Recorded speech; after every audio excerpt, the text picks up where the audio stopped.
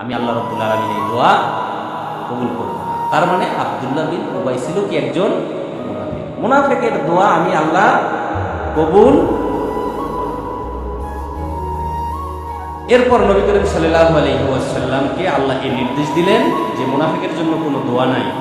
তারপরে নবী করিম সাল্লাল্লাহু আলাইহি ওয়াসাল্লামকে আল্লাহ আরো নির্দেশ করছেন যে মুনাফিকের জন্য কবরস্থানেও আপনি যাবেন না, মুনাফিকের কবরের কাছেও আপনি যাবেন না, মুনাফিকের জন্য আপনি দোয়া করবেন না, মুনাফিকের কবরের কাছেও আপনি যাবেন না, মুনাফিকের জানাজার নামাজও আপনি শরীক হবেন না। কথা কার?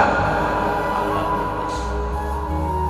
এখন আব্দুল্লাহ বিন উবাইয়ের ভিতরে যে খাসিয়াত ছিল, যে চরিত্র ছিল, সেটা ছিল কি? সে চরিত্র ছিল, এক নম্বর চরিত্র ছিল আব্দুল্লাহ বিন উবাই ছিল মিথ্যাবাদী। কিবাদী?